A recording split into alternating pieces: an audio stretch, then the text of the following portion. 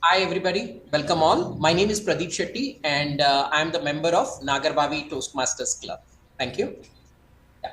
And I'm the member for the last 3.5 years, almost 4 years in April, this April. And it has been an amazing journey. And yeah, looking forward for many such learnings.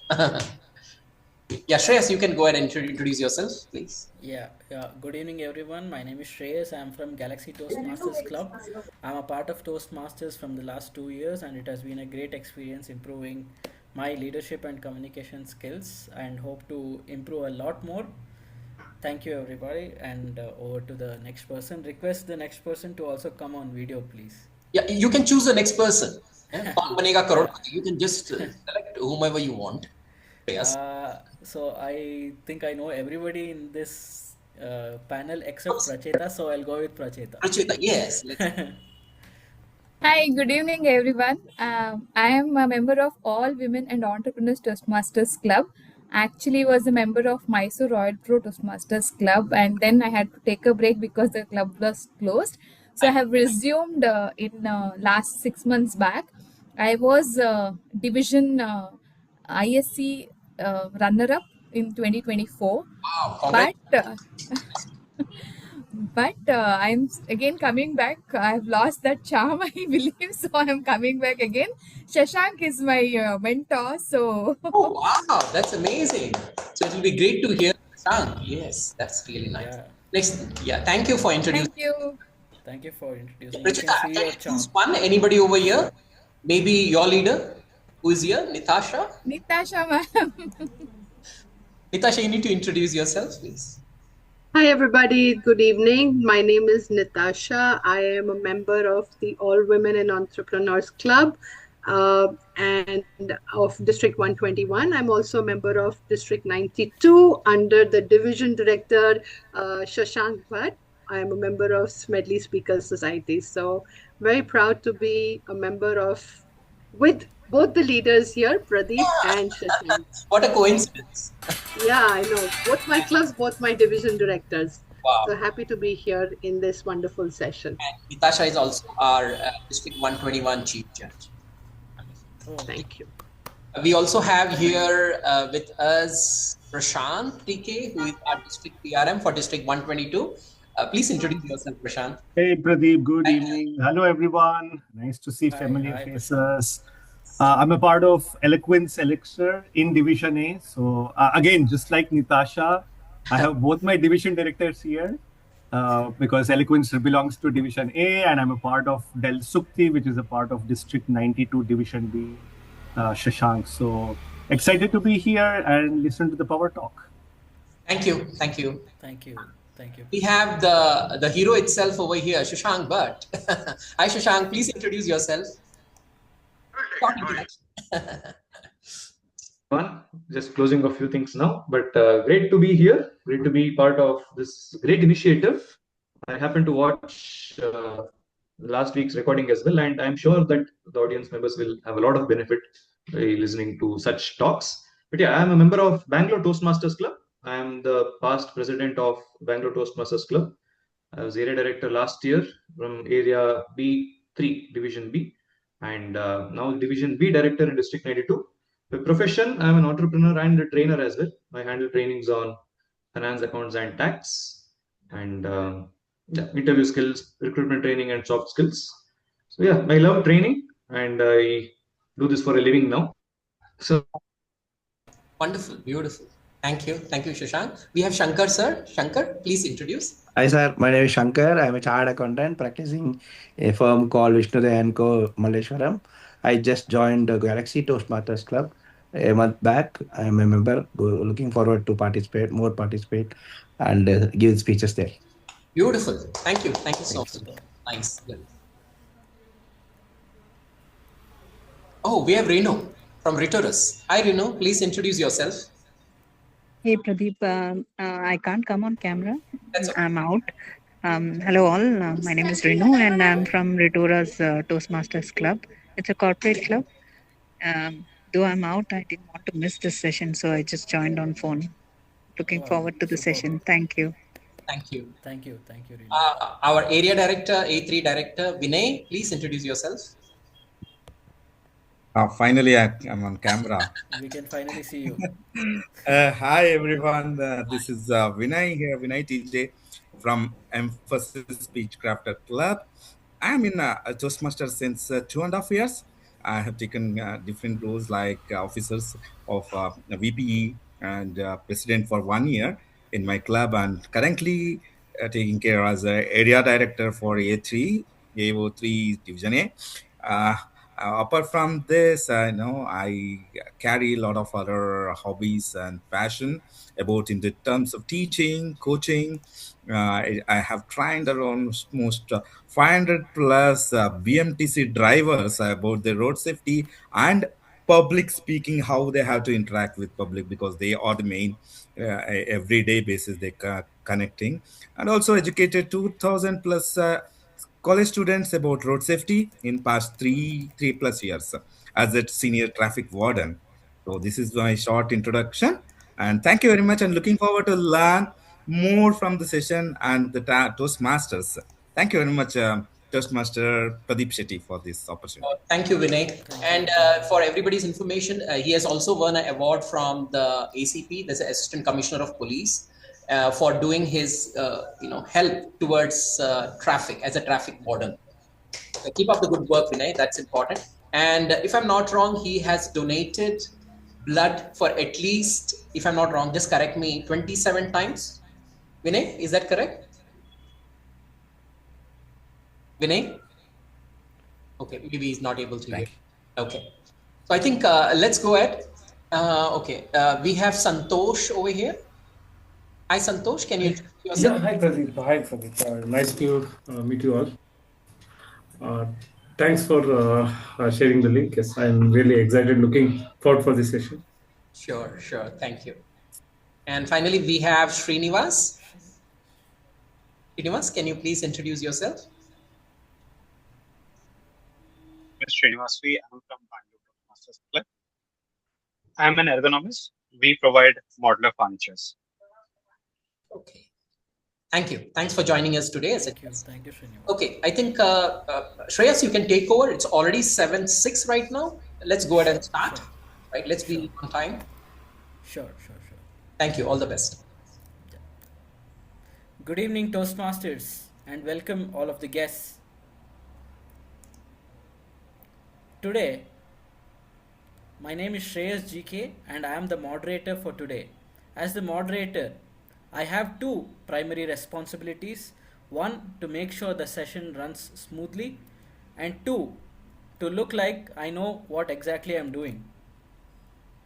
So far, we are doing well with Pradeep's introductions and all of that. So, going good.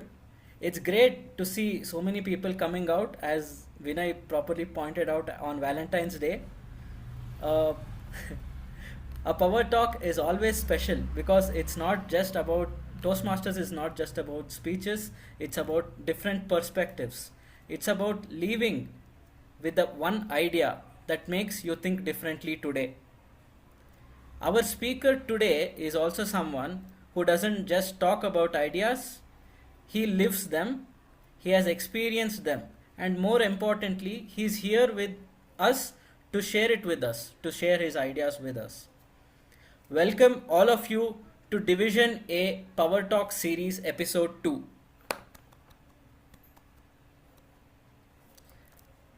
Before starting this Power Talk series, I would just like to explain some ground rules. Participants are requested to remain muted until they are told to be unmuted by the moderator or by the speaker. For ensuring learning, everybody is suggested to please turn on your cameras. I would like to give 5 seconds for all of you to turn on your cameras. It would be a great experience, an interactive and learning experience. Please. Thank you, Rudresh. There's some issue with my camera. I'm just trying to re-log in. Sure. No problem. Yeah, thank you everyone. I request everybody of you to keep your videos on. And the third thing is request everyone to have a notebook and a pen handy with you so that you can make notes whenever our esteemed speaker is speaking. Request everyone to follow these three basic ground rules. Now, just before starting, let's do a small activity before I hand over the meeting to our esteemed speaker. So, all of you might be wondering, what has Shreyas put in the chat box? What is this Slido? So, does everybody have the link in the chat? You can unmute and just say yes. Yes, we do have it. Yeah, you do have it. Okay. So this is a two truths one lie of our speaker, that is Shashank Bhat. So I'll be giving you the code. I request everybody to go to slido.com and paste this code that I have pasted here. So before you start, I'll just explain the rules of two truths one lie. So there will be three statements about our speaker Shashank Bhat, and you have to guess which is the lie amongst those three statements. Okay, all good? Any questions? Where is this, Shreyas? In uh, chat. In chat, it in is not. In in chat. chat, slido.com. In chat. No, I'm it has not. not come. Chat Not. It's link not has come. not come. Nothing else there. Just a second. Like this. Do you have it now? Yes, slido.com. Yes. Yes. Yeah. And this is the code that you enter on slido.com. I'll just share my screen. So where I should now, we should say get started for free, something like that. There is it. Yeah, No, no, no. Join just as a participant. Enter code. Okay. Have to enter the yes. code. Okay. So you enter the code here.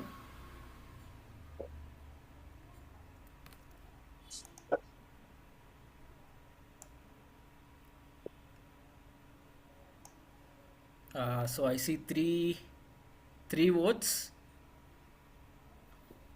Can I see more people voting? And it's for only one. It's for the first one. I'm driving cars since the time I was in 6th grade. Anyway, if anybody has any doubts, they can reach out.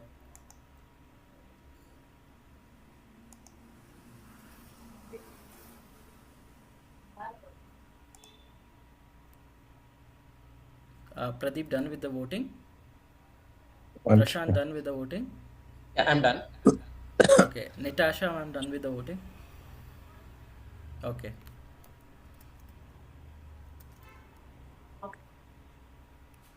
Yes, so we have almost 7 votes, and the most votes has gone to I'm driving cars since the time I was in 6th grade.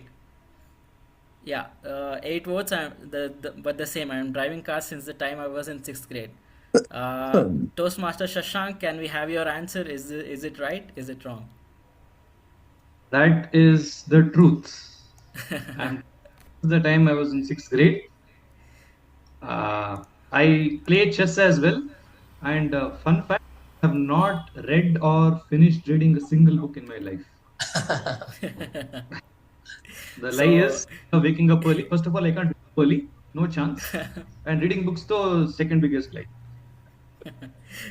So the first answer, the first lie is I love waking up early and reading books for Shashank Bhat. I'll start the next poll, the next question. Can all of you please vote?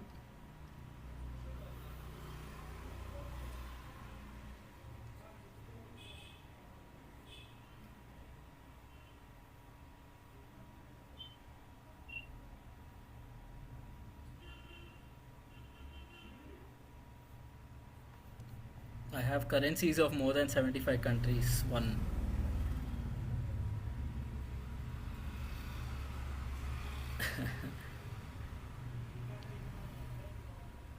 Wow, this is a good tiebreaker.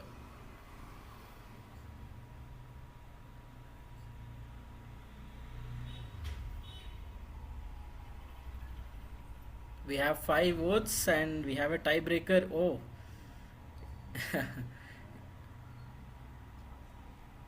It's a tie between. So, Shashank, are all of these lies? No, let at least one of them vote. Give a try. Yeah, yeah, One can. yeah, That will break the tie. yeah. Can I request one last vote? That's what it's on. For me also, it's all lie. Okay, to be honest.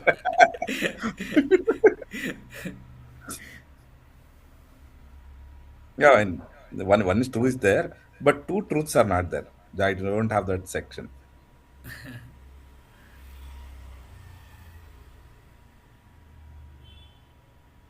Okay, I think we have only six votes.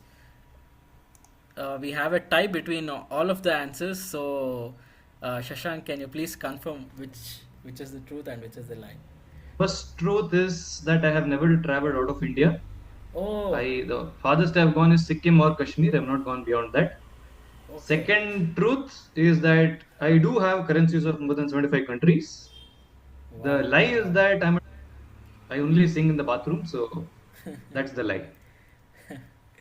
Yeah, I think we have many bathroom singers in this panel also. So everybody loves to sing, but maybe not in a professional platform.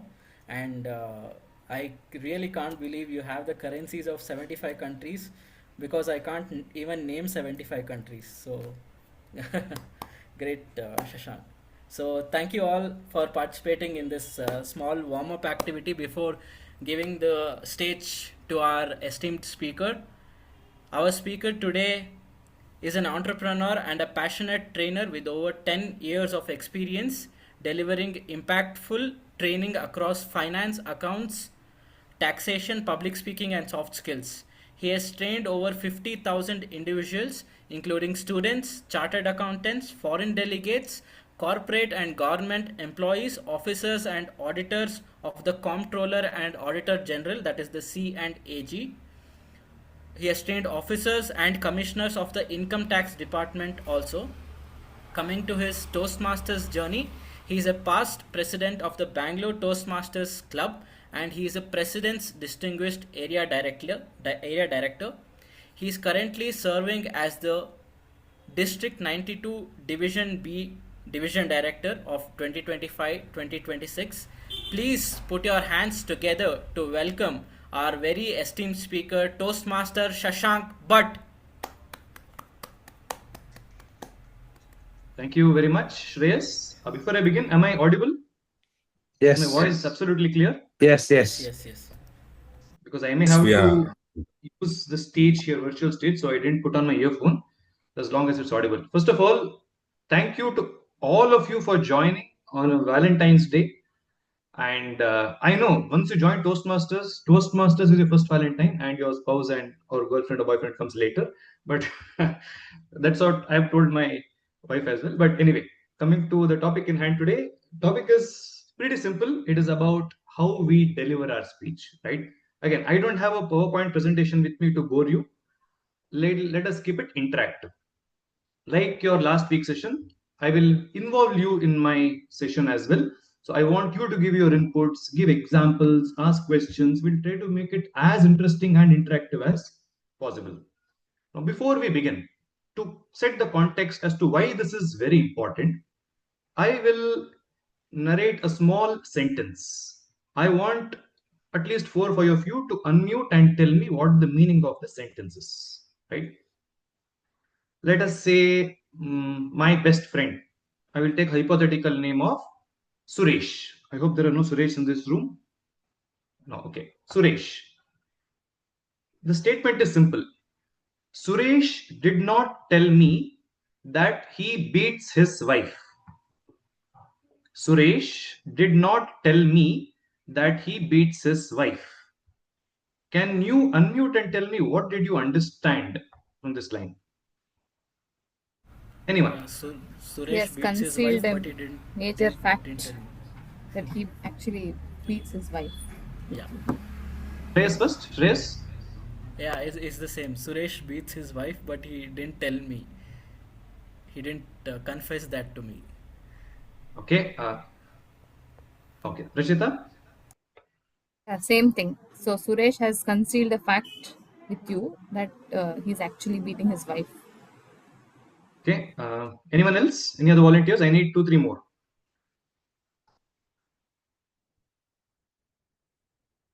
Just give it a try. Suresh did not tell me that he beats his wife. Anyone? Yes, Prashant. I heard the news from somebody else that Suresh beats his wife.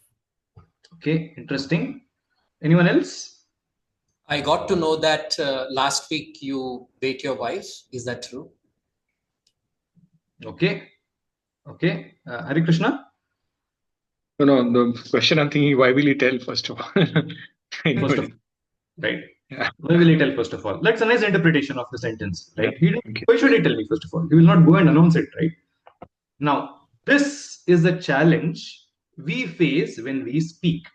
In the last week's session, we learned how to write the script.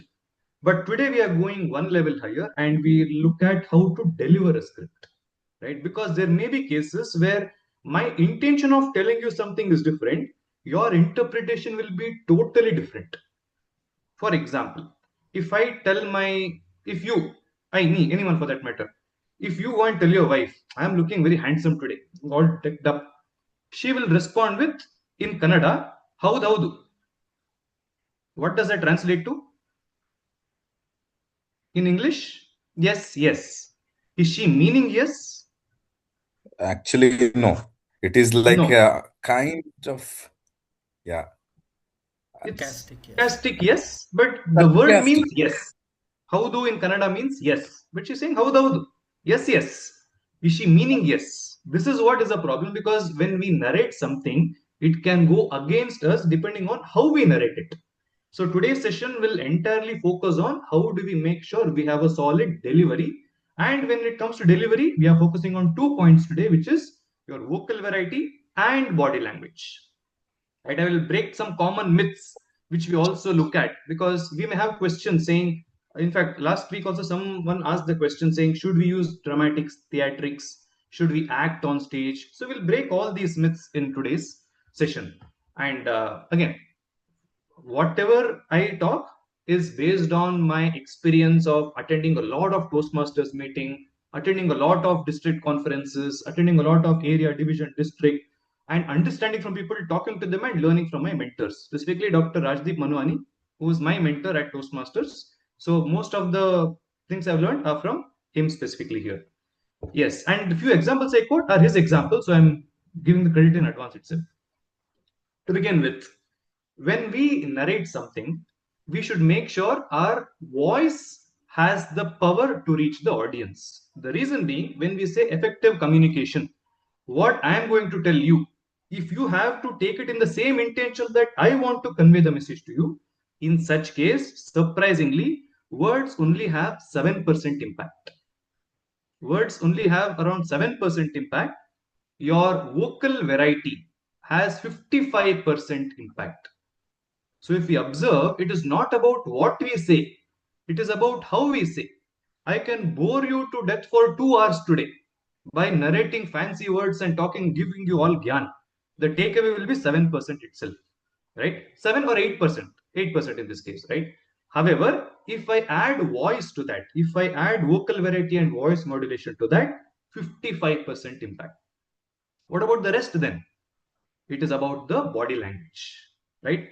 For example, if I come and introduce myself in front of you saying, I am Shashank Bhat, I am a trainer, I do that, I do this. If I only use the words, I can start the speech and say, good morning, everyone. My name is Shashank. I am a trainer. I do that, I do this. All the points brilliantly covered. Will that impact you as an audience? No. But if I try to use the voice, but no body language again. For example, I was going on a long trip and there was a huge tree, and the tree was so scary and there were shadows coming out of. When I'm not using my body again, it will not be impactful. Or if I'm only using my gestures but no words, again there is no use. So only when we add words plus voice plus the body language, only then it will reach the audience in terms of effectively, right? So to begin with, whatever we learned as the speech on writing the script, first of all, is your base. From that, we will have to look at how do we narrate it. Let us directly dive to the topic now. First, let us look at the vocal variety bit. When I say vocal variety, it is the voice modulation or change in the voice. We will look at the 4 P's. Now, different trainers have different interpretations of these 4 P's. I will tell you my interpretation of this. We have 4 P's, like how we have 4 P's of marketing. Can someone tell me this? Finance or commerce students can tell me this. The 4 P's of marketing. Your product, promotion, price, place, I believe, right? Placement. People. Yes. So similarly, we have 4 P's of vocal variety as well. And the first and the most important thing is your power. And what do you mean by power? The throw of your voice. When I speak loudly, when I speak softly, should I speak loudly? Should I speak softly? Should I speak fast, slow? That's the agenda for the next 15 minutes, right? When I say power, it is the volume of my voice as well. If I'm angry, if I'm stressed out, if I'm giving you a command, I will not say, "Hi, Prashant, please get out of the room." I will shout, say, "Prashant, get out of the room." My cat literally got scared here, but that's how it is, right? When we use our voice, that's when it becomes impactful. So when we are angry, when we are giving a command, or when you are enthusiastic, the power of the voice will be totally different. It will be higher compared to normal, regular. However, in case we are, let us say, sad, depressed, or let us say romantic, or we are down with something, then our power of the voice will obviously be low. When we talk about the power, we are specifically focusing on the volume also here, right? For example, if I talk about the same Suresh going out with his wife, he's walking on the beach, right? So when he talks to his wife, he will not talk with good power, right? He will reduce the voice and say, "Hi, darling, I missed you so much over the last 1 week because I was out on a trip. And I missed you." So that's how the volume will reduce drastically. If you don't do this, trust me, your speech will not have any impact. If you don't use either of these P's, the impact will not be there. So to summarize the first item, which is power, it is the energy and the throw of your voice as well. And this is usually used when we add some characters or when we have emotions where we have to showcase. If we simply tell the audience saying, "The teacher asked the student to get out of the class," this is the common mistake which you do. You will not add characters, or the biggest mistake which many of us do is write the speech in indirect speech. We will write our speech by saying, "The teacher asked the student to go out of the class." Narrate as the teacher there. Instead of saying, "The teacher asked the student," in indirect speech, quote the direct speech. Say, "You know what? You missed the class yesterday. You know what happened in the class? The teacher told Suresh, get out of the class." This will have more impact than saying, "The teacher asked the student to go out of the class." It's just a statement which people forget. So add characters, narrate in the same way the characters did in your speech. In such ways, the speech will have more impact. So only when you add characters, people can relate to it, because we can also think of how the teacher would have shouted at Suresh, right? That is how it will be more effective and impactful. This is about the first P. I will come back to a few P's once again later. Second P is pace. Again, power and pace go hand in hand. And what do you mean by pace? It is the speech rate which we use. For example, when I am angry, when I am excited, I speak fast. I have the Josh with me. I speak fast. However, again, if I am sad, disappointed, I may speak slowly. For example, there is a death in my family. I will not be excited and say, "You know what? My grandmother died." Are you happy or sad? So the emotion will be shown through the voice. So I will narrate in a slow pace and narrate in the fast pace when I'm angry or excited. For example, let us say cricket season is going on now. We have the World Cup happening. Let us say, Virat Kohli is not playing. I'll take his example. Virat Kohli played a wonderful cover drive. It's a shot played by cricketers, right? How would the commentators, and he's on 96. How would the commentators speak? Will the commentator say, "Virat Kohli is on 96. Oh, he played a brilliant cover drive. The ball is racing towards the fence. The fielders are also racing towards the fence. Eventually, the ball hits the boundary and it's 100 for Virat Kohli." Have you seen any commentator speak like this? How will it be? "Oh, what a shot by Virat Kohli. The ball is racing towards the fence. The fielders are running behind the ball. And it's a boundary and it's 100 for Virat Kohli." See the enthusiasm in the voice? This is what we should bring when we speak. I'm combining both power and pace here. because I spoke fast when I actually was excited. And my voice also went up. So power and pace goes hand in hand. Power will also be up, voice will be loud, and I will speak fast. However, Suresh going out with his wife, walking on the beach, right? What will Suresh tell? A wife or girlfriend for that matter. Suresh will walk along the beach. The narration will be like this. And when you're narrating something as part of your speech, your narration should be in your normal voice. When the character speaks, use the character's voice. So we can say something like this. Naresh was walking on the beach with his wife holding hands. Suddenly, Suresh in this case, Suresh stopped. He held the wife's hands, looked at the wife, and told her, "Darling, even the moon has scars, but your face is flawless." So if you see here, that moment happened there because the power was low and the voice was also low. If Suresh had told, "You know what, darling, if the moon has scars, your face is flawless," do you think the wife will respond in the same way? No. So when we add power and pace to our voice, impact is instantly seen. This is what we should actually target while we write the speech, because when we write the speech, add characters. Write in direct speech. This is when we can bring in vocal variety. Because when we talk in indirect speech, we are removing characters altogether. There is no scope for us to change our voice. Very less scope, that is. Add characters. When you're writing speech, put in brackets saying power up, volume low, volume high, power low. Write this as part of the script. When you write this, you know that you have to raise the voice instantly, and this comes as a practice for you, right? Moving on to the third one, which is pitch. Again, I've covered some bit of pitch also here while we speak about this. Pitch is about characterization. It's about the baritoneness of your voice, or if you have a shrill voice. Baritone means like Amitabh Bachchan, the extreme high. Devi or Sajano, Namaskar, मैं अमिताभ बच्चन बोल रहा हूँ. That is a baritone voice. Shrill voice is something like Sachin Tendulkar's voice. Hi, I'm Sachin Tendulkar. Right? So that's the two extremes of voice, right? How do we add characters? How do we make sure the message reaches? Is through these characters and pitch. Any character you add, talk like a character there. It may be your principal. It may be a traffic police. It can be your father. It can be your wife. It can be your son. It can be your daughter. It can be your friend. Whoever that is. Talk like them in your speech. Add their voice here. Change the pitch. In fact, we usually talk about Aesop's fables, and there is a lion and a mouse story, right? People, when they're talking like a lion, they say, "Ho ho, I'm a lion." And when they say, "I am a rat," they say, "I'm a rat."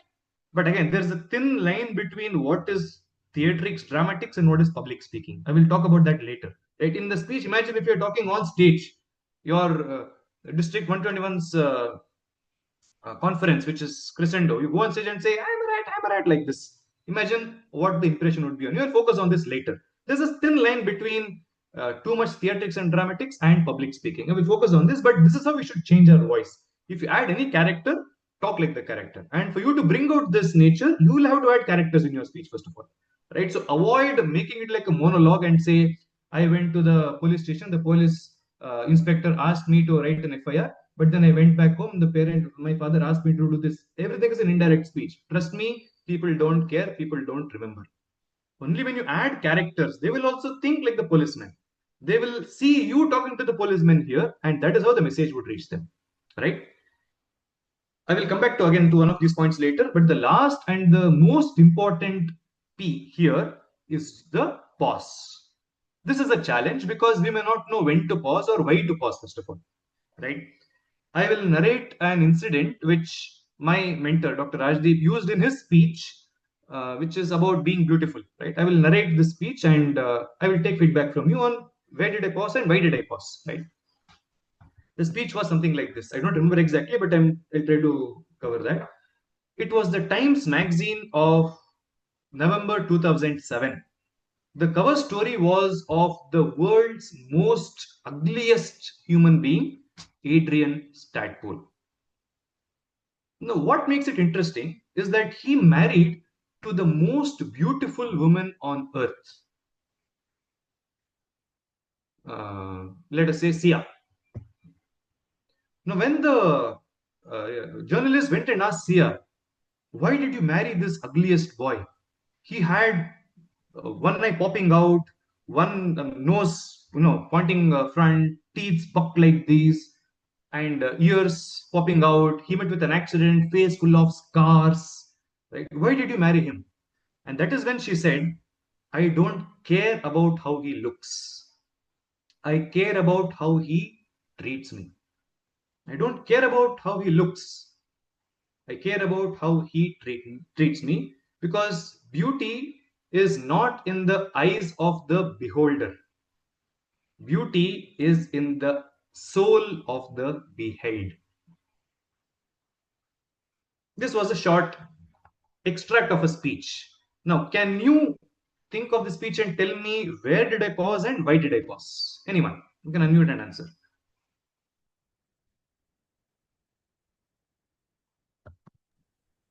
Anyone? Yeah, I think you paused at the time when you said, I am not worried about his looks, I'm worried about his caring. There you paused.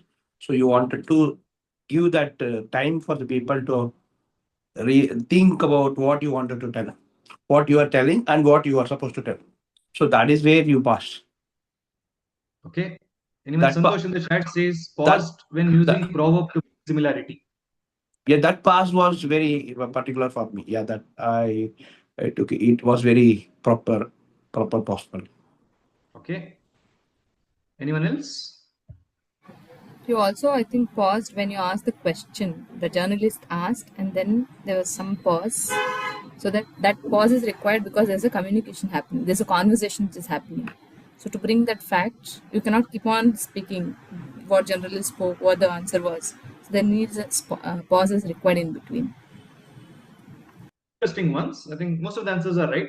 So first reason why I paused, or why we should pause, is for you, the audience, to imagine what I'm saying, because you can relate to my speech. The mistake which we do when we deliver speeches, we make it my speech. I make it my speech. I am delivering this speech to you. No, let it be our speech. Involve the audience in your speech. When you involve them in your speech, it becomes our speech here, right? And that is when they can connect with you. So here in this case specifically, when I gave you time, do you remember the time I described how Adrian Stadpool was? One eye popping out, and then I paused. And then you, I'm sure, will think about this. Okay, this eye is popping out like this. You will imagine that. And then I say a long nose like this. You will think of how Adrian may look with a long nose. And then teeth like this, buck teeth like this popping out. You will also think about how his teeth would pop out. And one ear fleshed out, and he met with an accident, face full of scars. You would also see scars. I know it's a difficult sight for you to imagine because you'll have to sleep in some time. But still, when we add these details in our speech and we give them a pause, a small pause for the audience to think, now you are also thinking about Adrian Stadpool. You are also with me in my speech, right? So you know how Adrian Stadpool looks. I know how Adrian Stadpool looks because I described it to you. You understand and interpreted that. Now both of us are on the same page. Now whatever I talk about Adrian Stadpool, you can connect with them easily, right? That's how you can use pauses. One, to let the audience imagine what we're trying to say. Second is to build suspense as well, right? In fact, if you remember, observe, see, I didn't deliver this extract of the speech in a proper way because it's not my speech and I borrowed it from someone. If it was mine, I would have delivered it well. But in this speech, I specifically focused on, I paused before talking about, after talking about the most beautiful girl. I said, he married the world's most beautiful girl. And then I paused. No, you are wondering why. What's wrong with him or what's wrong with her, to be precise, right? So I'm giving you time to introspect as well, to keep you guessing. Why did she marry him? She is the world's most beautiful girl and he's the world's most ugliest person. Why did they marry each other? So when I pause, I give you time to digest the fact that this happened and you are wondering why, right? And the other reason why we pause is when you take them there, pause, throw them off the cliff when there is an anticlimax. We pause because I'm taking you there. And then I pause for some time. You are also with me in that journey going up, and I throw you from the cliff by giving an anticlimax. That pause works there. But if I tell the same thing in one flow and one line without pause, that twist will not have an impact there. Right? For example, I came across a table topic. I was given this topic, act smart, but don't act over smart. Right? I will narrate how I narrate in this table topics. I want you to decode this topic and tell me where did I use vocal variety, including power, pitch, pace, and pause. Okay. This was given 3 years ago, I think. Act smart, but don't act over smart. I started like this. Peak COVID, when people are working from home. The father is in one room working, the mother is in the other room working. And the child, 2-year-old child, is playing in the hall. Suddenly, the child starts crying. And the parents rush from the rooms and say, "What happened?" They saw a lot of coins on the floor. And then she said, "I swallowed a coin." Now, father and mother both are tensed. They tried to pacify her, saying it's okay, it happens. But now she's uncontrollable. Child is crying and she's not intending to stop. She thinks that she is going to die. That is when the father thought of a plan. He took another 1 rupee coin. He went near the girl's ear, showed it and kept it near the ear, and took it out from there and say, "Abracadabra. See the magic? The coin is here. I took it out from your stomach." Now the child is impressed. So happy. Stop crying. The child now took that 1 rupee coin, swallowed it, and said, "Remove this one also."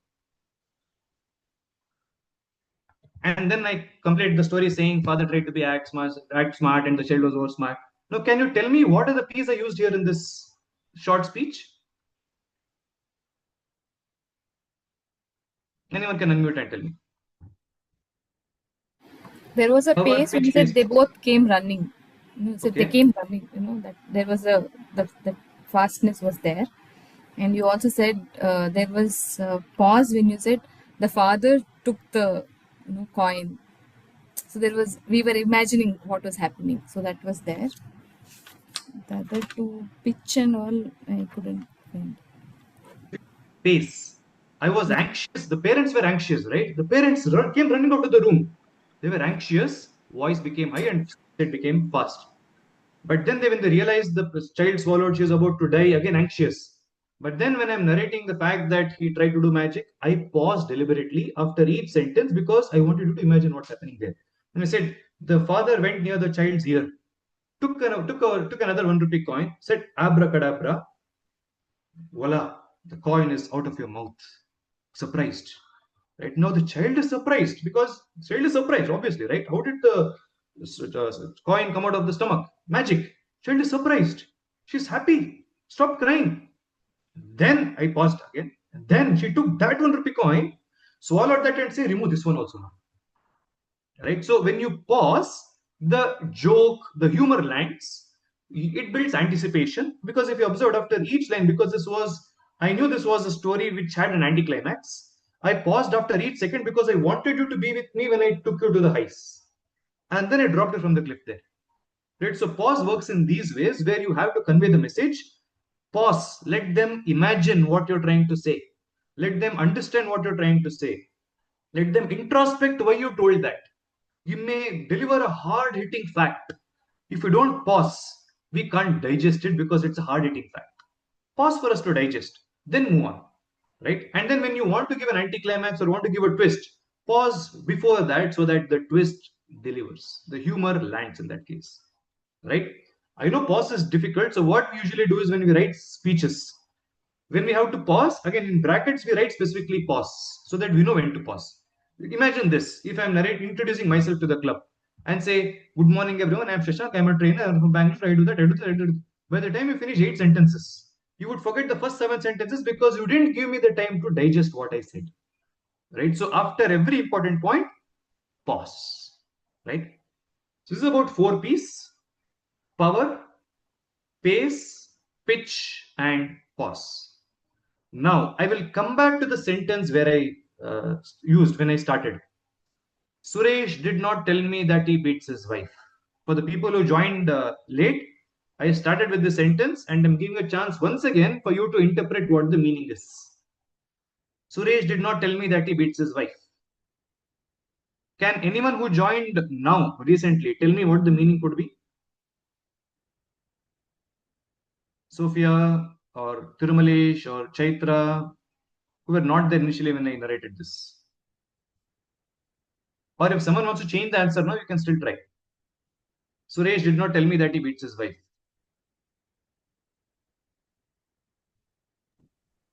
Anyone? Yes, Shankar, you change the answer or is it the same? No, no. The thing is, I wanted to ask the same question as Hari Krishna told. Why he has to tell you that answer? To tell you. That's a nice interpretation. Why should he tell? Right? Vinay, do you change your answer? You stick on to your answer. Same. No, same. I think my bandwidth is low.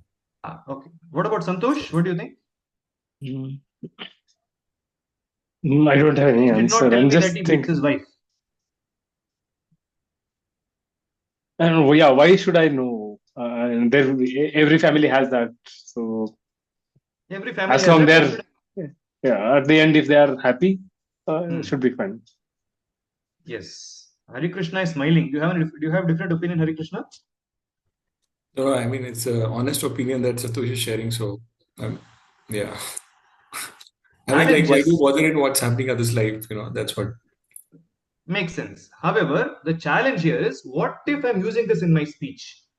I am quoting this because Suresh is a character in my speech. Suresh said or did not say this, but I am narrating in my speech to you, the audience of my speech. I'm telling you, Suresh did not tell me that he beats his wife. Forget speech. We are talking to each other. I tell you, Suresh did not tell me that he beats his wife. What will be the interpretation here? My intention of sharing this will be something else. Your interpretation of this topic will be something else only. You will be surprised to hear that this simple statement, Suresh did not tell me that he beats his wife, can have 7 totally different meanings. 7 totally different meanings, not even related to each other. Want to decode with me? Now, when I start with 1 or 2, I think you will start telling me the different interpretations now, because you know the drill now, right? First, I am specifically focusing on, yes, Prashita, you raised your hand.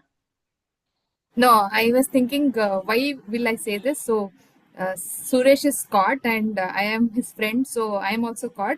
So now you are telling, I was not aware that he was beating his wife, kind of that way. So that could be the thing. No, something like serious thing has happened, wherein you are narrating that he has never told me that he beats her. Some divorce or something has happened. So at that time you are telling someone, they saying that he has never told me that he beats his wife.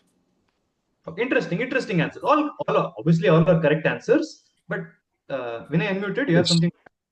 Yeah, what I think is the entire sentence, whatever you have given, Suresh did not tell me that he beats his wife, right? So, what particular word you are going to stress pitch that makes the changes the meaning of the entire line, whatever you are going to speak. Say something like, Suresh did not tell me that he beats his wife. Yes, Suresh I think did not tell me that hint. he beats his wife. Yes. Like that, it's going to change the meaning when you stress particular word of a sentence. Yes, but so do we do that in our speeches? Do we do that in our speeches? May not really. That is where our speeches will not have impact. So let us decode. Now you know the drill. I gave you a hint and when I cracked it in the first attempt. Now let us decode this meaning of the sentence together. For the benefit of others, I'm repeating the sentence again. Suresh did not tell me that he beats his wife. First, observe this. Suresh did not tell me that he beats his wife. Rajesh told me. Pradeep told me that Suresh is beating his wife. Meaning is different. Suresh did not tell me. Someone else told me. Because I stressed on the word Suresh, the entire meaning changed. Suresh did not tell me. Pradeep told me. Or Prashant told me. Meaning changed. Second, Suresh did not tell me that he beats his wife. Maybe he messaged me, I'm beating my wife. Interpretation differs.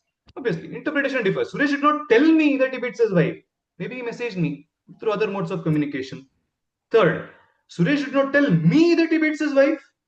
Nange helilla avanu. He didn't tell me only. He told everyone else. He didn't tell me that he's beating his wife. Complete meaning changed. Entire meaning changed here, right? Fourth, Suresh did not tell me that he beats his wife. What does that mean? Everyone else is beating and he's not Beating his wife, maybe. Right? Again, the interpretation totally changes. You will unnecessarily get into trouble by stressing on the wrong word here. Suresh did not tell me that he beats his wife. Maybe someone else is beating. Right? Next, fifth reason. Suresh did not tell me that he beats his wife. He's not beating, he's doing something else. Out of syllabus here, but maybe, we don't know. He's doing something else. Again, totally different meaning. Right? Sixth, Suresh did not tell me that he beats his wife. What does that mean? He beats someone else. Someone else's wife? Specifically, his I'm not answering. He may be beating somebody else, but not his wife. Absolutely. Did I tell you the meaning of that? No. Vinay, don't laugh. Yes, Prashant. No, I'm saying the emphasis you put it on his was the deal, because anybody else could have been like, I'm beating somebody else's wife, but not his wife. So. Correct. So Suresh did not tell me that he beats his wife. He's beating someone else's wife. Right? And the seventh one, Suresh did not tell me that he beats his wife. He's beating his children, or daughter. Totally different. And we are here discussing about his family problems. Why are we discussing his problems? Everyone has problems. Our interpretation is totally different. His point of telling that I'm not beating my wife, I'm beating my children, or I'm not beating only, I'm making love with her. Whatever it is, we don't care. Intention of delivering that line is something else. All of us started interpreting something else only. This is what may happen. Miscommunication happens when we are not trying to convey the message in the way we want the audience to interpret the statement. Right? This is where stress words will play a part in adding vocal variety. Stress on the word. It can be a power, pitch, pace, or pause also. If you pause before the word, concentration is on that word now, because you have paused on that. So use these 4 P's and add stress on that word. I will give another example. Now you know why it will matter actually, right? Prashant, which was the most recent movie you watched? Most recent movie? Any movie? Most recent movie, Mission Impossible. Mission Impossible. I watched 2. Like 2 days on TV. Okay, Mission Impossible 2, let us say. Now, my statement in giving a speech, while giving a speech, I tell you, I watched Mission Impossible 2 at PVR cinemas. It was a brilliant movie. We tell this regularly. This is how we tell, right? I watched Mission Impossible 2 movie at PVR cinemas. It was a brilliant movie. Now, the question is, what do we mean by this statement? What is the interpretation of this simple statement? Forget Suresh and his wife. I watched Mission Impossible movie at PVR cinemas. It was a brilliant movie. What is your interpretation of this? Right interpretation is that he watched the movie in PV. It was brilliant movie in PVRC. That's that he wants to convey that he watched that movie. Okay, Vinay. Again, it's based on stressing the point of which one you want to be, because he would have not been to PVR at all. It might be first PVR. If you want to stress that, he can tell that I watched this in PVR theater. Yes. Or wherever he stresses, it takes the attention and changes the meaning of it. Yes. This is where our emotions That's come what I think. Where our emotions come into play. Pradeep, you want to add something? Yeah, I watched Mission Impossible movie at PVR, something like that. Stressing on the movie name, maybe something like that. Again, that entire... Okay, Prashita? No, the second sentence obviously has a stress on the movie. So obviously, however you deliver, I thought the first sentence will be telling about the movie only, is what I thought. But the question here is, what is my intention of sharing this line? You try to decode, fine. What was my intention of telling this line? For example, you know me that I will never watch movies. For example, I watch. Just saying, you know that I don't watch movies at all. I watched, it's a miracle now. So I will stress on the word I. I watched Mission Impossible movie. It was a brilliant movie. So stress is on I. The entire focus is on I watched. Forget which movie, forget which theater, how was the movie. I watched. Stressing on the word I. Next. I watched Mission Impossible movie at PVR cinemas. It was a brilliant movie. No one watched. I watched Mission Impossible movie. I wanted to convey that. You didn't watch Mission Impossible. I watched. I'm sharing the fact, stressing on that word. Next, all of you watch movies in local theaters. I'm rich. I watch in PVR only. Right? Say, I watched Mission Impossible movie in PVR cinemas. It was a brilliant movie. So stress is on PVR. Now you will know I am trying to degrade you, demotivate you by saying you are someone, I am this. Just by stressing on PVR cinemas here. Right? I am watching it PVR. You are watching in some low class theaters. That's the interpretation which comes out, right? I watched I watched Mission Impossible movie at PVR cinemas. It was a brilliant movie. I'm stressing on the word brilliant. Now I don't care where I watched the movie. My intention of sharing this line is to convey to you that the movie was brilliant. I watched, you watched, he watched. But where did we watch irrespective? I am telling you about the review. I will stress on the word brilliant. Why should you focus on PVR when I want to convey that the movie was brilliant? You see where misinterpretation happens? My point of sharing the entire line will be something else. You will interpret something else only. And this is where we will not be in sync.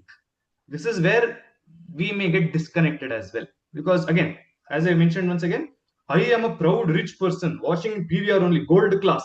Let us say, for example, I watched gold class. It was a brilliant movie. Entire focus is on gold class because I'm talking about that. That is my intention of stating this statement. Your interpretation may be that brilliant or Mission Impossible or you watch. Again, there's a disconnect here, right? So stress on the word which you think is the most important word of the statement or a couple of statements. Whenever we narrate, most of our voices will be monotonous if it will be a boring speech. The moment we add a stress word, we will remember only that word now. And through that word, we will know what the intention of the sentence is. Right? Because if I narrate 5 sentences to you, you will not remember 5 sentences. You will not remember 5 statements. If I want you to remember only the important ones, stress on that. That is enough. I don't want you to remember unnecessary fillers. I don't want you to remember unnecessary words or not relevant sentences. If I want you to remember the relevant ones, focus on that by adding the 4 P's or stress on that. That is how you are getting to the point here. Or else it will be like beating around the bush, talking about the same points here and there. We don't care. Especially at contests, imagine if it's an evaluation contest. Test speaker gives a speech, 8 contestants talking about the same points again and again. I will be bored as a judge. But just when you add an element of energy, power, pause, or stress in the word, saying, for example, eye contact. You had brilliant eye contact. If I say, for example, they're focusing on eye contact being brilliant. If you say your eye contact was good, it just passes off as a normal statement, right? So stress on the word, any sentence, irrespective. I think that is how the audience will know what to observe or remember in your line statement, as well as it will be in sync. My intention is this, your interpretation is this. That's how it should be, right? This is about the mostly the vocal variety and the tone we use. But the last one I want to focus on is the tone of the voice when we ask a question and when we narrate a statement. For example, when we always ask a question, our voice tone ends on a high, if you observe. Are you coming to class? Ending high. Or are you going there? Ending high. But when you are making a statement, it ends like a dot with authority. Statement always ends with authority. For example, you are going there. I'm telling you, you are going there. Ending like this. But if you add this point saying, he asked, are you going? He said, are you going there? Or he said, you are going there. It won't matter because we are not able to try to decipher what you're trying to tell us, right? Second problem, which Indianism, which I see mostly, is we try to use Indianisms in English and we try to use the same accent in English as well. For example, you are going there, because in local language we end with maybe towards the end. Are you going there? Hello, Tidya. Are you going there? Does not make it as question. It's still a statement only because you're saying you are going there. But if you want it to be a question, start with but it should end on a high. That is when we will know that you're asking us a question. Because a lot of times I've seen when people are giving speeches on stage, they told something and they have paused.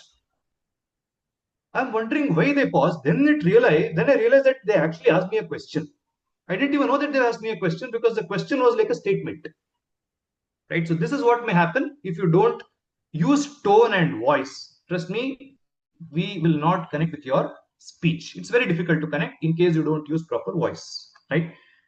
So quickly moving on to the delivery bit. I know we took a lot of time with voice, but because it's started late, I think we'll take the liberty of taking few more minutes.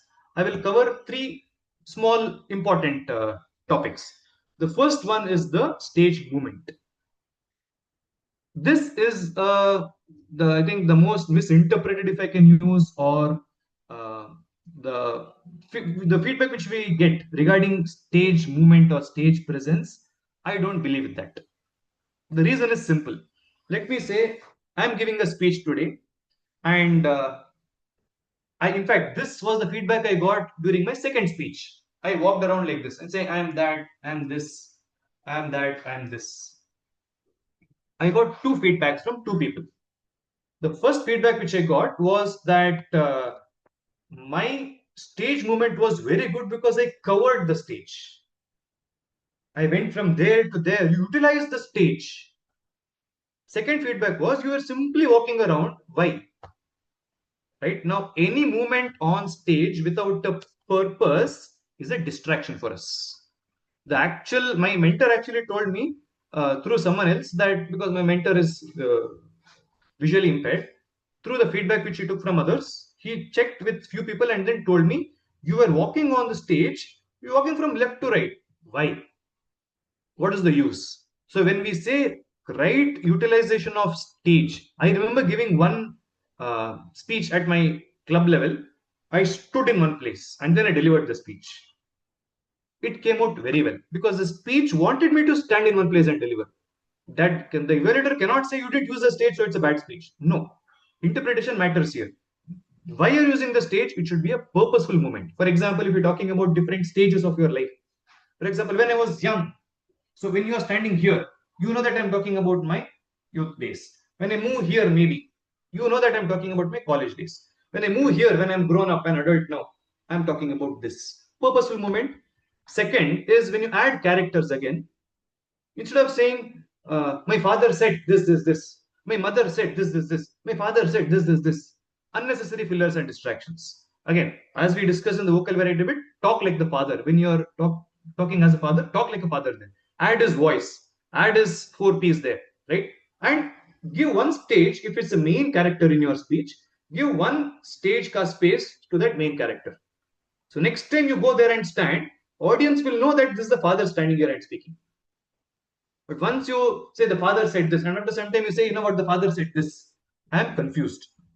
So you can, if there are important characters in your speech, dedicate a space for them. So next time you walk around, but you come here and stand, I know it's the father speaking, and speak like a father then.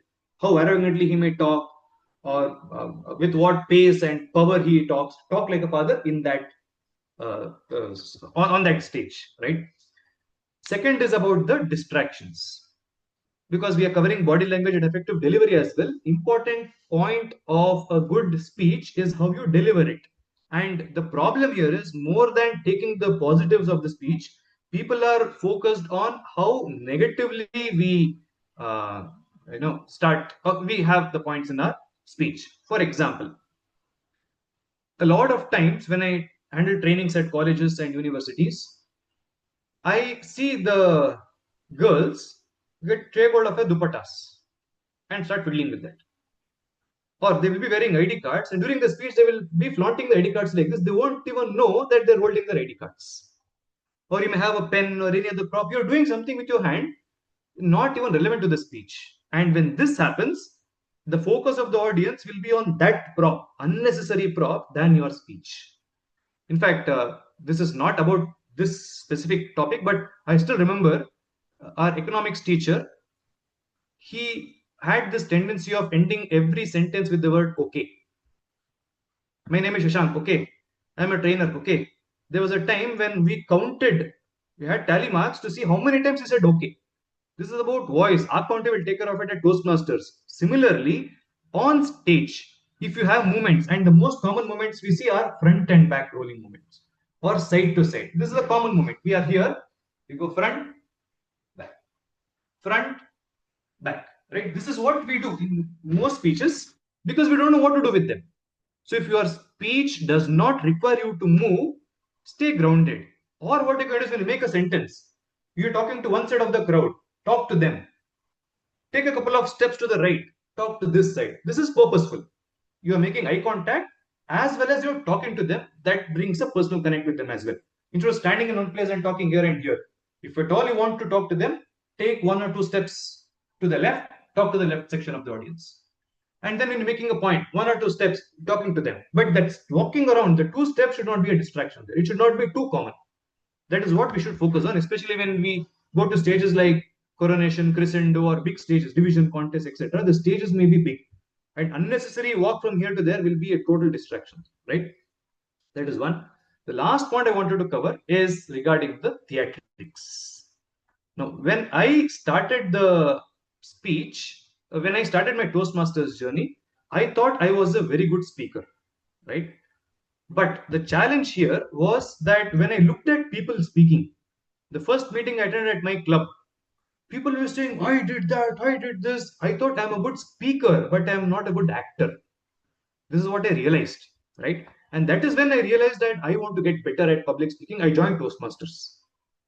I tried adding all these points in my speech. I literally made a fool out of myself once. And that is when I realized too much is too bad. In fact, I'll give an example of one speech. Just I'll put my phone on silent 1 minute.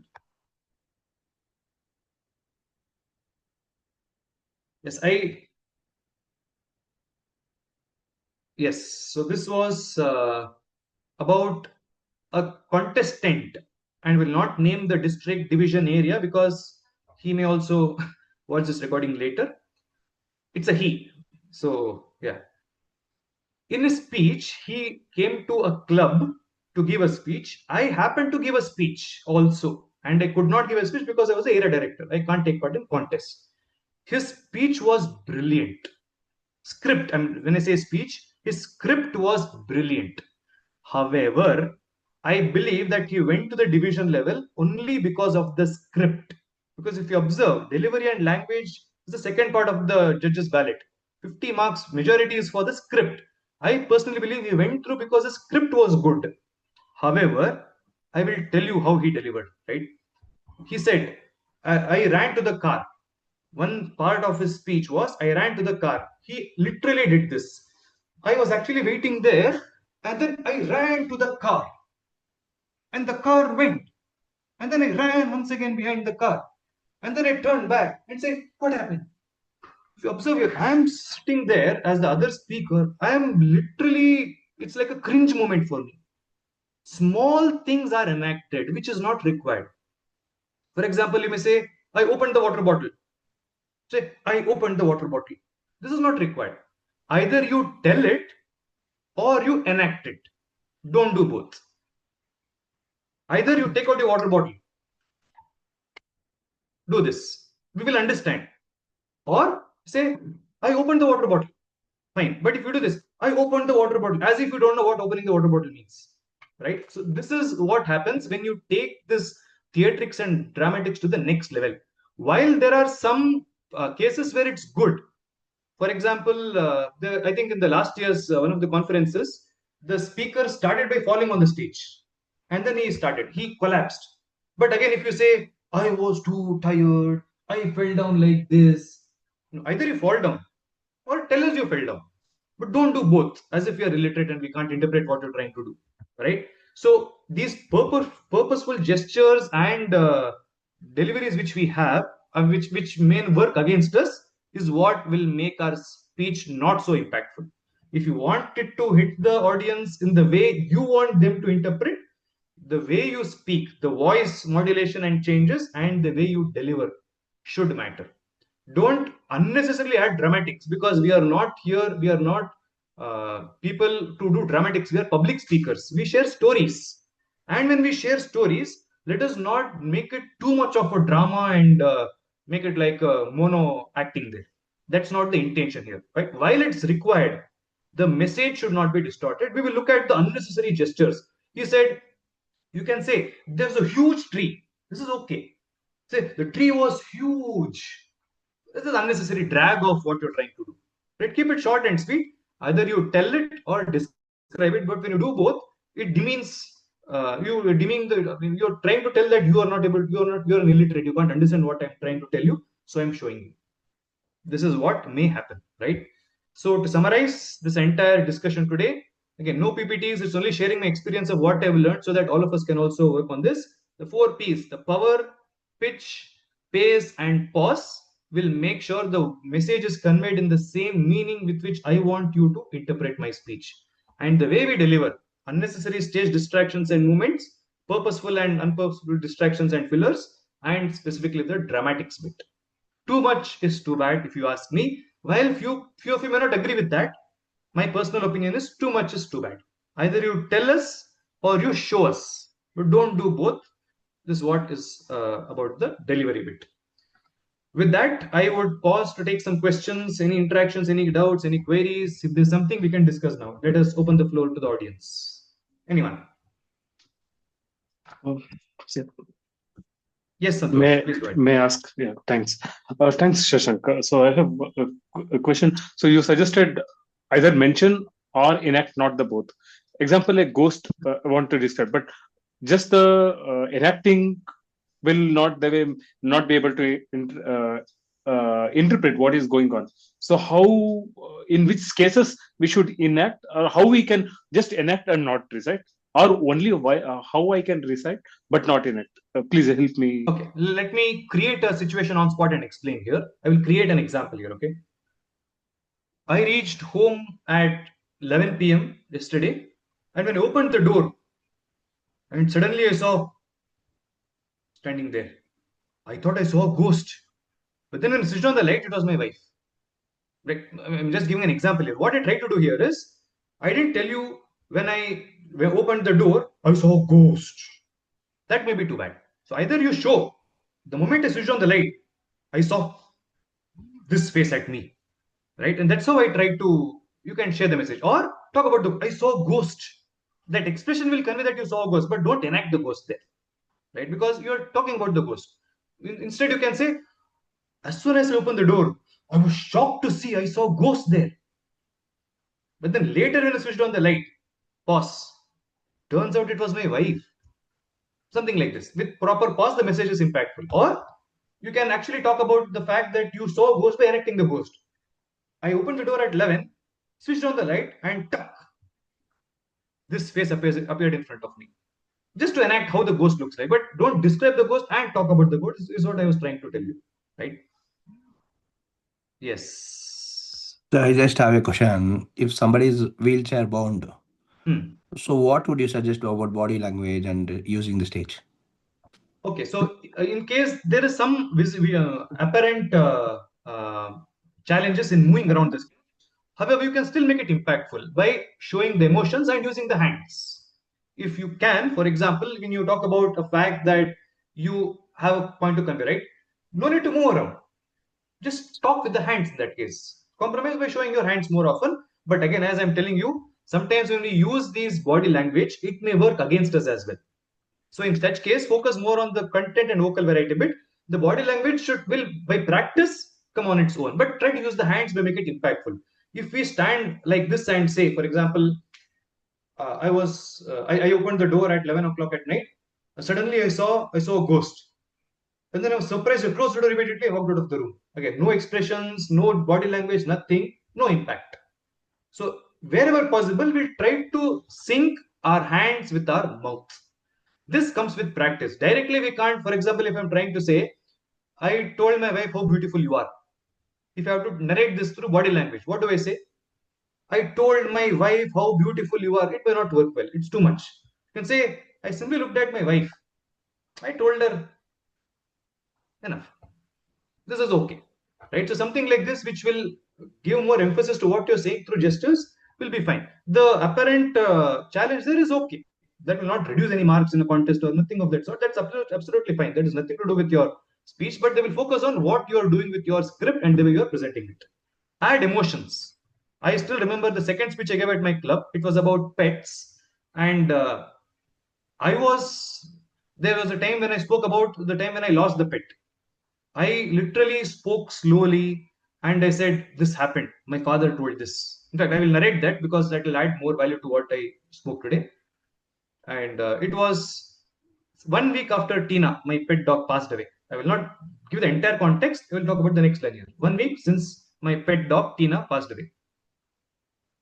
1 week later, my father shouts from the room, "Tina, leave my hand. Don't lick my hand. Don't lick my hand. Go away from here." My mother runs from the kitchen to the room and asks him, "What happened?" He suddenly wakes up, takes 2-3 seconds to relax, and then say, "Tina was licking my hand." And that moment, I saw 2-3 people say, and I saw 2-3 people tear up as well, right? So because that connect was there, because I spoke slowly, people also felt, because I showed the gesture saying, "Tina, don't lick my hand, leave my hand." And then the way the father said, Tina was licking my hand. With that surprise, shock, and the sadness should be evident on your face as well. If you're happy, show the happiness. If you're sad, show that you are sad. That's how it makes your speech more impactful, right? Add emotions as well. Yes, Prashita. We always keep telling that we are here in Toastmasters to be better speakers outside the Toastmasters, right? So we are not here to be better ISC champions. Yeah, that could be one of the things, but that's not the ultimate goal for all of us. But what I have observed in Toastmasters, the way public speaking is done, there is a lot of theatrics. In the same speech, if I am delivering on a stage other than Toastmasters, I will not be using this much of theatrics at all. The same speech, but still it can create an impact. So, however, in the Toastmasters, if you want to win the contest, you have to have some drama, is what I've observed. I may be wrong because I am not that experienced in all this, but so what is that we are communicating to the people? Why are we doing this? Because we are not making them best Toastmasters, we are making them best communicators outside the Toastmasters. If you remember, I started the speech by saying I was not strong in dramatics. I saw them act. That's why I joined. Now, there are two things here, right? First point, why are you giving this speech? Is it from contest point of view? Is it for the reason that you want to get better? Because if it's from contest point of view, because the delivery also has marks, right? The way you speak, use gesture, stage, So etc. that's my question. Even if it is contest, why we should make people Because more judges, dramatic? because at a typical contest, you are there to impress the judges. The judges love dramatics because imagine there are 5 people who are standing and speaking normally. Sixth person comes in and say, "Does all this." Suddenly, judge wakes up. Say, "Oh, she's using the stage gestures, body language, good, eye contact, good." More marks there, right? While if you try giving the same speech at another place outside the Toastmasters, people will laugh at you sometimes. This is what is the reality, right? So if you try to give the same speech, give it outside and see with gestures, you're adding characters. Father is here, mother is here. People may laugh at you later. But when you are trying to be better storytellers, again, as I mentioned, there comes a limit. At contest, we are writing the speeches keeping contest in mind, right? Even at a club level, when you give a speech, in most cases, it is focused on the pathway and projects. But when you are focusing on the contest, you are there to impress the judges. And to do that, you add these characters.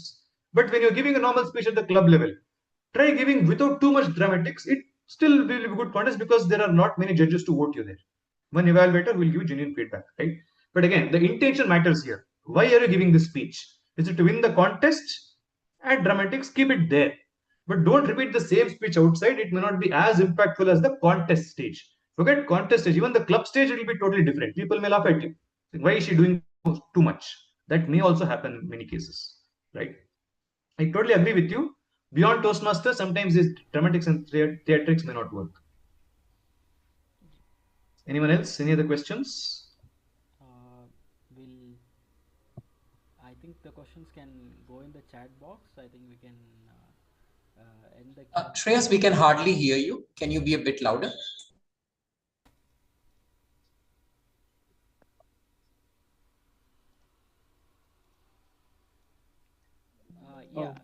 Can you hear me? Not yet. Yeah, it's too low. Okay.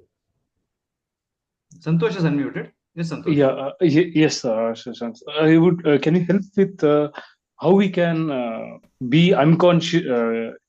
So where we can stress the when we are making a statement, you suggested the way where we stress on which word has a different intention and impactful. That applies to even our personal communication right in our home. When we say something, it gets miscommunicated. So help me with the ways. Is it okay to be conscious, to think and pause just before your word, and after maybe months or few months that comes unconscious? So help us how we can improvise that. Whatever we discuss today or whatever we learn at Toastmasters new, it will take time. You can't start using hands in one day. Trust me, it will take around a month minimum for you to get better in using hands, because your hand should sync to what your mouth is saying, right? For it to sync, it will take time. Even the 4 P's, the pause, the stress word which I spoke about, it will come gradually once you write one speech or two speeches. You will know because you watch your own recording as a third person. Forget that you wrote the speech and forget everything about the script. You listen as a third party and see, did you interpret in the same way that the you as in the speech spoke about, right? That is how you'll realize that you have to focus on this and you focus on this. So what you can do is take one of your previous speeches, observe the, if you have a recording of that, watch that recording and see where you could have done that and try repeating the same speech again. You will see the outcome will be totally different, right? Okay, Naresh asks, how can we practice pitch variation? So when we say pitch, it is about high and low as well, right? I spoke about baritone and shrill. Talk like the character. That's what I would summarize and say. Talk like the character, because there is no practice you can do here unless, again, there are two extremes here. One is that oh baritone voice, and one is the shrill voice. The two extremes here. It doesn't talk about the pitch. It mostly talks about the characterization. Any character. How would your father talk to you? Get out of this class. And how would your son talk to you? Papa, can you please help me with this? How would the child, how would the father, how would the policeman, how would the principal, how would someone else speak? You speak in the same voice. I think that is how you can get better. Think about how that person delivered. Same thing you can copy it here. That's how you can make it more impactful. Right. Thank you, Shashank, for such a session. Is my voice back to normal? Yeah, that's fine. Shashank, do you have any other thoughts before Shreyas will take over? So what I would again conclude by saying is, take one of the speeches which you have already delivered. I told Santosh as well. Select one speech of yours which you already delivered. Analyze like a third party, third person who has not listened to that speech. I know it's your speech, you know the content of the speech. Forget. Listen as a third party, see what change you do, see where you could add pause, see where you could add pitch, see where you could add power in that voice to your energy, and where you could add pause, pace. Repeat the same speech again and check if this is working or not. Because you need to know where the deficiency lies in you first. You will never know that you are not making pauses. You will never know that you are doing fidgeting with your hands. You will never know until someone points it out. Don't wait for someone else to point it out. You check it yourself. Watch your own recording, watch your own speech. Because when you write a new speech, you will not know the transition between the old you and the new you. Right? Select the speech you already written, apply these techniques there, try delivering it once, and then you will see, okay, this is what I was doing back then, this is what I'm doing now. Right? So start focusing on this. But again, if you don't deliver with emotions, if you don't deliver with proper voice changes, and if your body and hands are not coordinating with what you're trying to say, as I discussed, the impact will only be 7 to 8% with only words. Right? So along with words, first write the speech, and in the speech itself, start writing where should you change the voice, where should you add vocal variety or body language, pause, break, etc. Then start practicing it. Thank you very much. It was lovely being here and interacting with you. I hope the takeaways will be implemented by you. If you have any more queries, questions, you can reach out to me as well. We can discuss offline and take it forward from there. Right. Thank you very much. And thank you, Pradeep, for giving this opportunity to be here today. I really enjoyed. Back to Pradeep and Shreyas. Thank you. Thank you, sir. Thank you, Shashank, so much for this wonderful session. We just saw vocal variety and body language in our pathways as just small trailer. So this was the full picture that you showed to us. So thank you so much, Shashank. Can I request all of you to please come on video and give a huge round of applause to Shashank? I don't mind if it's online. I need to hear all of your claps. So many learnings, Shashank. Even I did a couple of mistakes. I realized it when you were talking about the same sentence with stressing on different words. I got a couple of feedback. Beautiful. Thank you. Thank you so much. Thank you very much. Can I request everybody to come on video so I can take a group picture? Shashank, you can share your number. I think Shankar needs your number. Please share it in the chat. Yeah, let's come on camera. Let's take a beautiful photo. Soumya, Hari Krishna, Sophia, Srinivas. Yeah, Srinivas, Sophia, Renu, I think Renu, you said you are out. Soumya, yes, Hari Krishna, please come, maybe just for 1 minute, so that we can have your beautiful face. And and during this Valentine too, you are present here. That means a lot to all of us. I really appreciate that. Because few of them messaged me, Pradeep, sorry, it's a Valentine. Otherwise, I would have definitely been here. I said, fine, no issues. Maybe next time you can join us. That's okay. Okay, Shreyas, please capture. Yes. Maybe you can put some emojis like heart or thumbs up or whatever it is, please. Yes. Yeah, can everybody give a thumbs up? Yeah.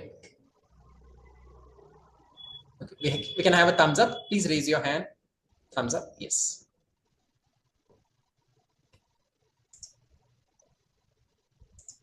Just one more.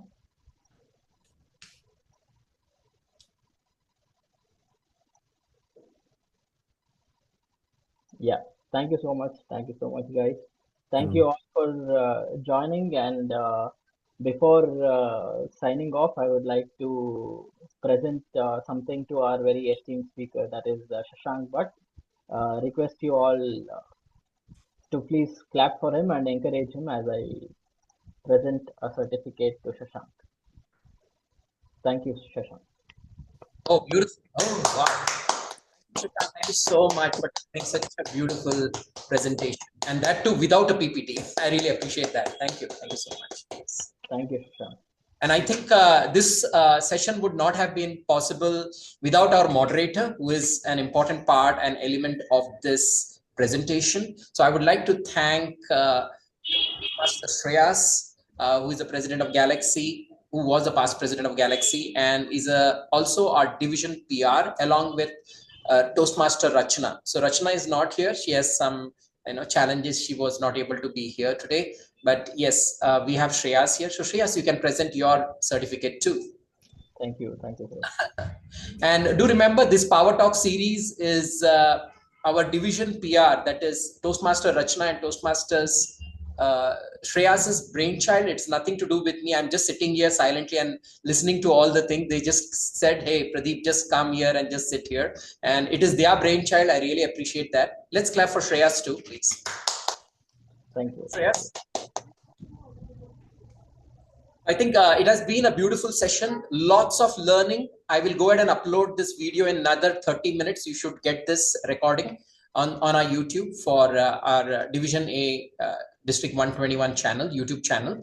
And I am super thankful to Shashank. In just one word, Rachna spoke to him and he said, yes, Pradeep, let's do it, right? So I'm super thankful. We did meet in one of the contests, you remember, just a few weeks back, and it was really nice today listening to you as a trainer, and the way you showed using the different sentence. I really loved it. He, his, that, and oh wow, it was amazing. I was just taking down notes. Maybe I will, since I train school students, I might work on these things. I never really worked on this, so it's a good thought for myself and for others also. Great learning. I think each one of you have learned something great from this great personality, who himself is a trainer and trained more than 50,000 people. I just loved it. And that too, training the income tax guys. Wow, that's amazing. That's really nice. Okay, thank you. Next, I would like to thank, yes, to Shreyas, because Shreyas, I really appreciate, even though it's a Valentine, a young, handsome boy is sitting with us over here, and it's almost 8:30. I don't know your next plans, but I really appreciate that this evening on 14th of February, you are with us. I really thank you, Shreyas, for being with us. It's a nice thing to you to be here.